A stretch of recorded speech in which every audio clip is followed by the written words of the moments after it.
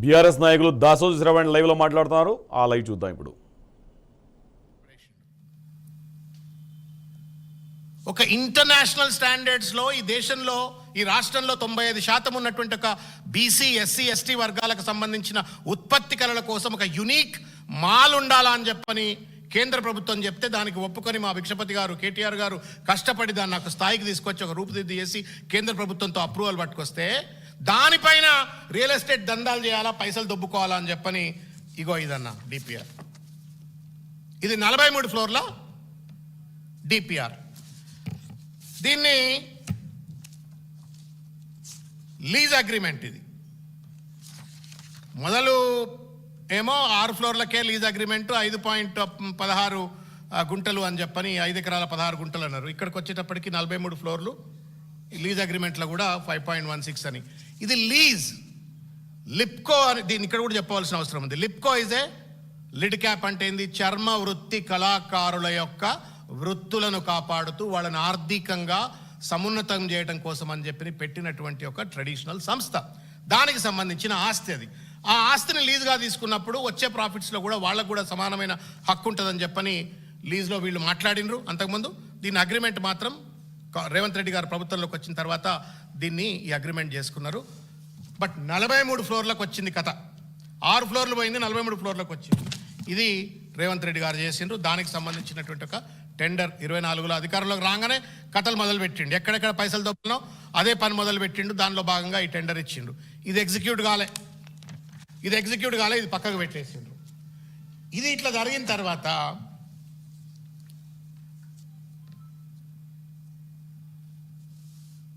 జరిగినటువంటి ఒక ముఖ్యమైనటువంటి ఒక విషయాన్ని నేను తమ దృష్టికి తీసుకొస్తా. ఒక 7 రకాలైనటువంటి ఒక మ్యానిపులేషన్స్ దీంట్లో జరిగినాయి. అవి స్పెసిఫిక్గా ప్రజలు దయచేసి నోటీస్ చేయాలని చెప్పని నేను కోరుతా ఉన్నాను. ఇంతకుముందు నేను చెప్పినట్టుగా 6 ఫ్లోర్ల బిల్డింగ్ను గుట్టు చప్పుడు కాకుండా 43 ఫ్లోర్లకు మార్చి పడేసినాడు. ఇది fundamentally fraud. And this was not approved by government of India. DPIIT ఏదైతే 101 కోట్ల రూపాయలు గత ప్రభుత్వం ఇచ్చినటువంటి ఒక డిపిఆర్కు ఏదైతే ఇచ్చిందో ఈ డిపిఆర్ బేసిస్ మీద 101 crores వచ్చినాయి. దీన్ని పక్కకు పెట్టేసిండు. ఇష్టారాజ్యం మనమాని అధికారం ఉంది కదా అని చెప్పని 43 ఫ్లోర్ల బిల్డింగ్ను అని చెప్పని పెట్టిండ్రు.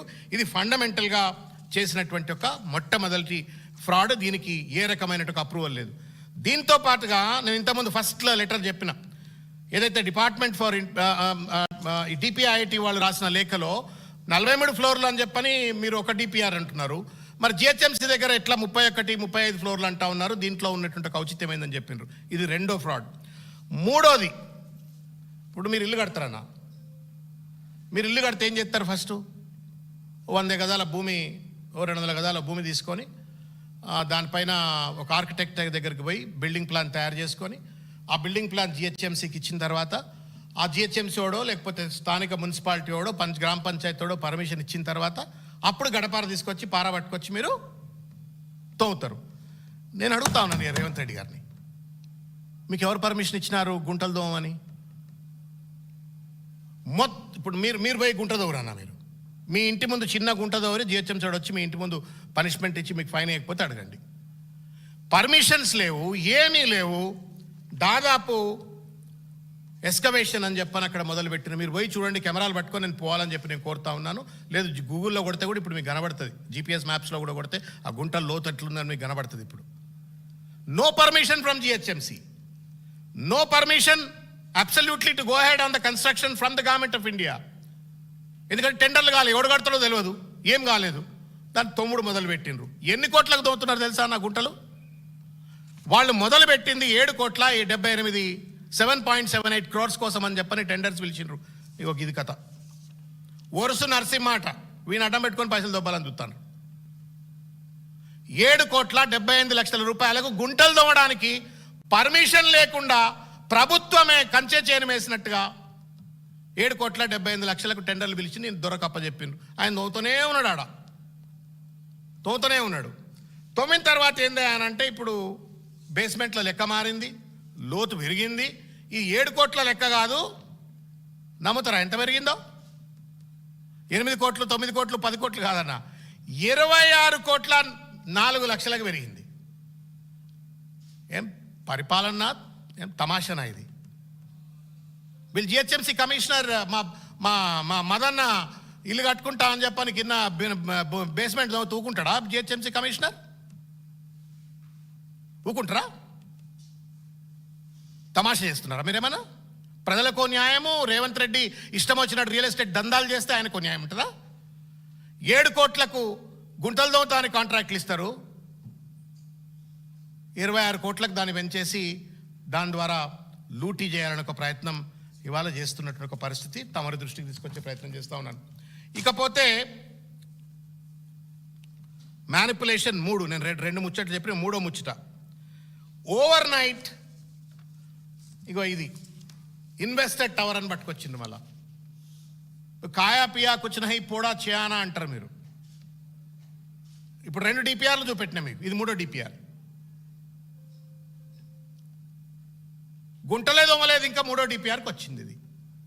ఈ 3వ డిపిఆర్లో మొదలేమో 2 లక్షల స్క్వేర్ ఫీట్ల టవర్స్.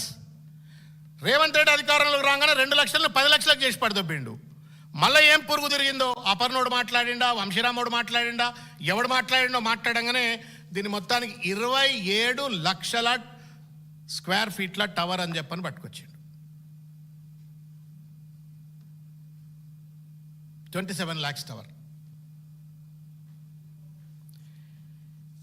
ఇది ఇన్వెస్టర్ టవర్ అని చెప్పని 25లో 2025లో దీన్ని పట్టుకొచ్చినటువంటి ఒక పరిస్థితి. దీని వ్యయం 200 కోట్ల. బీసీ, ఎస్సీ, ఎస్టీ, మైనారిటీ, పేద వర్గాలకు సంబంధించినటువంటి ఒక పిఎం ఏక్తా మాల్ను పెట్టుబడిదారులుగా మార్చిపడేసిండు. పేదోళ్ళ మాల్ను పెట్టుబడిదారులుగా మార్చిపడేసిండు, మాల్గా మార్చేసిండు. 2 లక్షల్ని 27 లక్షలకు పెంచేసిండు. కన్సార్టియం అని చెప్పని వంశీరామ్ను, అపర్ణాన్ని ఇద్దరిని మెర్జ్ చేసి పడేసిండు. సారే మొత్తం ఇదంతా కథ ఆఫీస్లో కూర్చోబెట్టి ముచ్చట్లు చేసినట్టే ఉంది. చేసి పడేసిండ్రు. గాథ కింద పంది కొక్కులు లెక్క ఇవాళ ప్రజల సంపదలను. పేదోడికి మాల్ కూడా ఉండొద్దా? డబ్బునోళ్ళకే ఉండాలా మాల్లు? బడా బాబులు పెద్ద పెద్ద కార్లు వేసుకొని పోయినోడే మాల్. పేదోళ్ళ వృత్తులు ఉన్నాయి, ఉత్పత్తులు ఉన్నాయి, గర్వపడేటువంటివి. జాతి 100 సంవత్సరాలు గర్వపడే ఉత్పత్తులు పేదోళ్ళు తయారు చేస్తున్నారు. ఆ వృత్తులకు మాల్ వస్తే మీకెందుకు రాబోయే కంటగింపు?